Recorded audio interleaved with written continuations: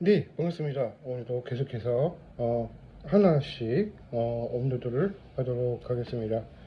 유튜브 설명을 계속 이렇게 하다가 이제 계속 여러분께 소개를 하는데요.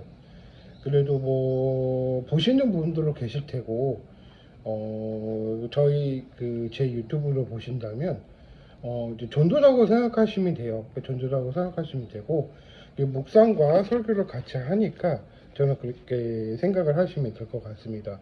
오늘은 시간이 조금 저녁 시간이 돼서, 저녁 먹을 시간이 돼서, 이제 저녁 시간에 이제 설교를 유튜브를 이제 좀 늦게 했지만, 그래도 여러분께 같이 성경 말씀을 보도록 하겠습니다. 1절을 보시면 여호와께서 아브라함에게 나타나시니라 말씀하셨습니다. 그리고 결과적으로 아브라함이 대접에 섬김을 한 것이지만 아브라함과 입장에서는 알고 대접했다는 것을 우리가 말해주고 있습니다. 히브리서 13장 2절에 보시면 성님이 대접하기 잊지 말라. 우리 부지 중에 했던 이야기들을 보여주고 있는데요. 아브라함의 섬김의 모습을 우리가 이제 감동적인 거라고 볼 수가 있는데, 우리가 이제 이런 얘기가 많이 있다고 해요. 그래서 충분한 이야기들을 많이 써서 보여주고 있다고 보여주고 있겠지만, 주기적으로 볼 때는 하나님께서 우리가 하나님의 두 사람의 모습을 우리가 아브라함이 완전하게 하시는 바움같이 우리가 맞은편에 서 있는 그 모습을 달려가게 하는 것도 영접한 것입니다. 이제 계속해서 말씀을 본다면 이런 말씀을 계속 볼 수가 있어요. 근데 이게 보면 결과적으로는 첫 번째로는 기쁜 마음으로 자원에서 대접하는 섬김, 그리고 두 번째는 낯선 나그네에 대접하고 섬겼다는 셋째, 시간대가 아니라는 점, 넷째는 대접을 섬김, 정성을 다해서 대접하는 섬김입니다. 다섯 번째는 그렇게 얘기해 주고 있습니다. 말씀을 볼 때 누구든지 내 이름을 부른다 하기 위해서는 내가 영접한 것을 우리가 주기적으로 볼 때는 어린아이와 같은 상징된 사람을 우리가 말해주고 있는 것입니다. 우리가 가부화하는 사람도 있고 나그네 있는 사람들 중에서도 내가 아무리 그들을 말해주어도 아무런 대가가 없다고 보여주고 있는데, 보상 심리가 있는 것은 없는 것은 아닙니다. 그런 사람을 대접하는 것이 우리가 이제 대접하는 것과 주님께 대접하는 것을 우리가 말해주고 있는 것 같은데, 그러니까 주기적으로 볼 때는 아브라함이 어떤 대접을 되어 있는가에 대해서 구체적으로 설명해 드리도록 하겠습니다. 자, 먼저 1년 후에 되어 있는 시기가 말씀하신 겁니다. 1년에 기다리면 되는 거다.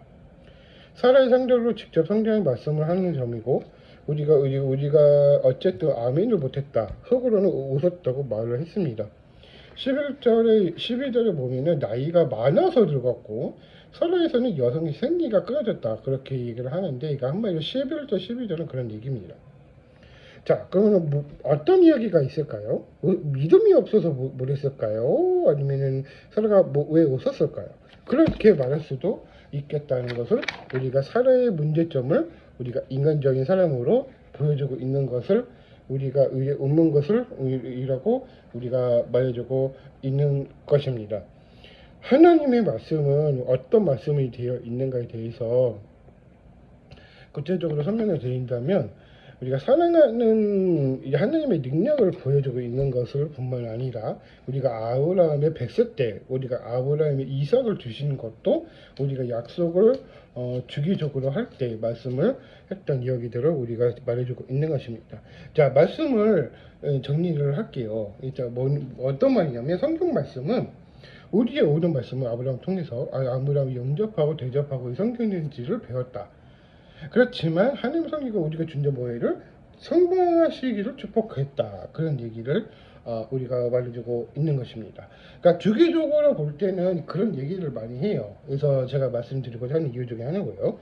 자, 그래서 여기까지 제가 이제 좀 스피드하게 좀 다 설명을 드렸어요. 근데 묵상을 해본다면 제가 어떤 구조를 보여주고 있냐면, 하나님의 사실을 우리가 아브라함에서 나타나셨고, 우리가 소정으로 했던 이야기를 그대로 썼더니 우리가 어떤 말씀을 보여주고 있는가에 대해서 결과적으로 볼 때 하나님의 성김을 우리가 어떤 이야기들을 말해주고 있느냐, 그런 얘기를 했던 이유 중에 하나입니다.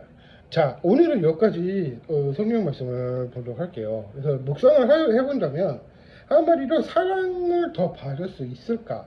혹은 내가 이런 얘기를 많이 해야 되고 어떤 그런 얘기를 해야 되며 그런 사랑을 어떻게 받을 수 있을지는 아무도 모르겠습니다.